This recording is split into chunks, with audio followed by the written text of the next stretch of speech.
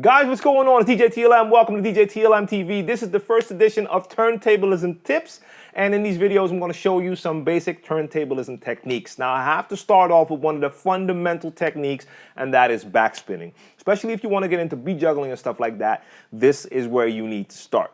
Now, quick note, if you're not familiar with counting music, or the terminology beats and bars means nothing to you, you need to check my counting music tutorial first.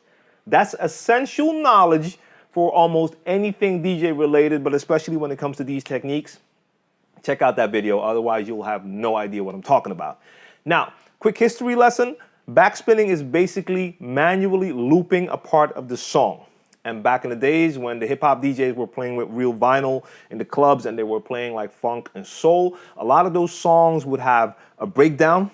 A lot of times that will be a drum break in the middle of the song, and that will be a part that people really enjoyed to dance to. The problem was, most of the times those breaks didn't last that long, sometimes even like just like 4 bars or 8 bars, and then it would go back to the regular song. So in order to manually loop that, because they definitely didn't have a loop function on their normal vinyl, they had to manually loop it by taking 2 copies of the same song, so both decks would have the same record.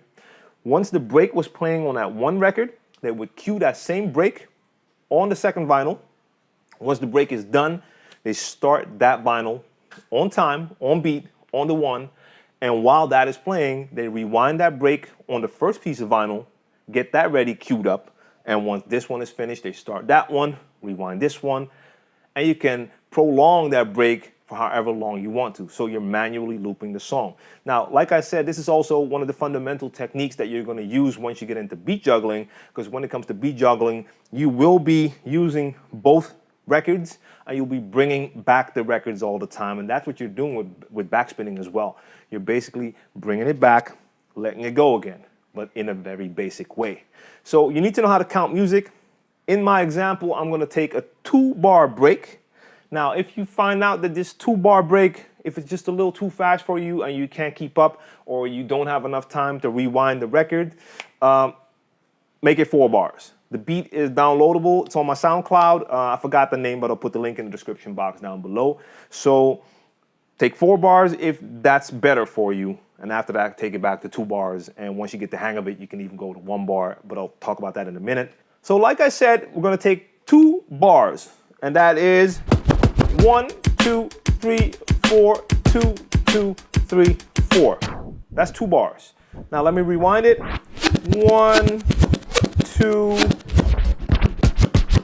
There it is. Now the reason I know that that's my position is because I have my visual aid right here, my markers. My markers on my vinyl will let me know this is where that drum break begins. Now, when I was using real vinyl, I would mostly take the first beat and I would find that on the vinyl and I would place the sticker where I wanted it to be. And every time I would take that vinyl out, I would always know when I was backspinning, that's where that beat begins. So it's a visual aid. Now, of course, if you're using DVS, you can also look at your laptop, but it's a good habit to not look at that laptop and be with the eyes on the vinyl.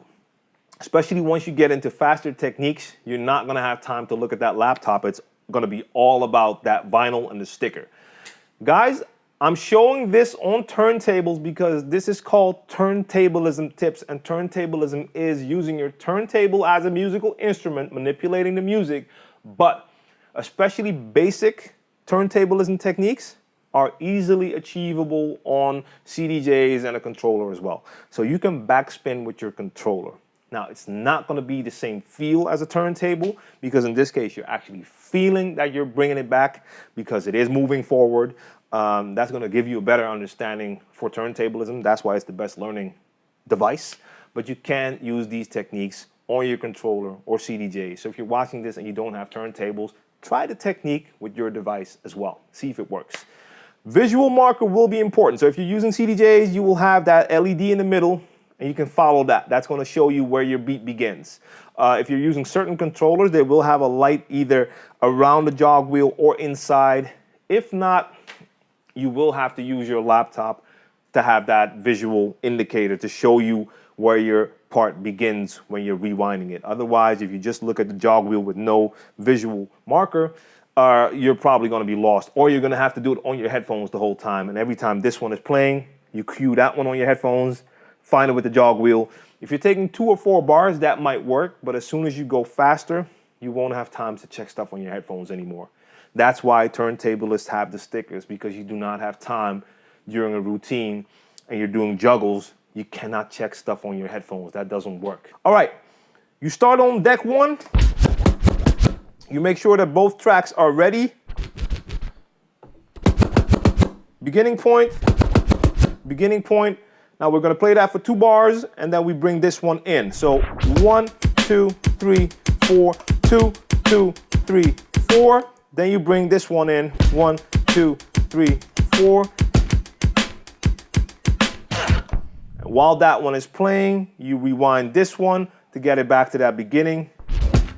So you can start that again. Now let me do it on beat so you know what I mean. Let me bring this one back. 2. There we go.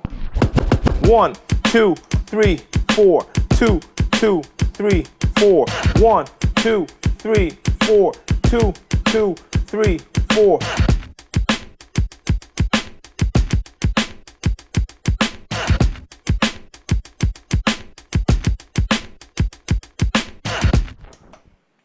Now, there's your manual loop.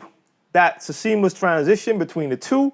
If you're counting, and of course I'm counting out loud now, you're not gonna be doing that. Well, maybe at first you should do that, just count out loud just to get used to it.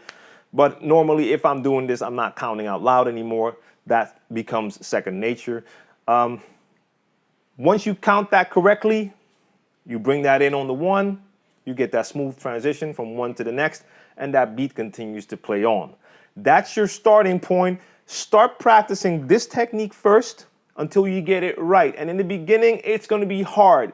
You're gonna have trouble to bring it back in time because you're basically doing 2 things at the same time.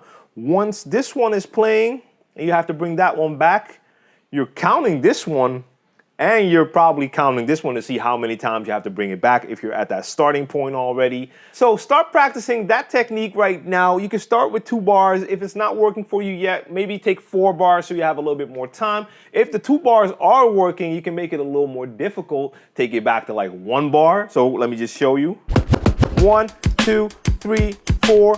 1, 2, 3, 4.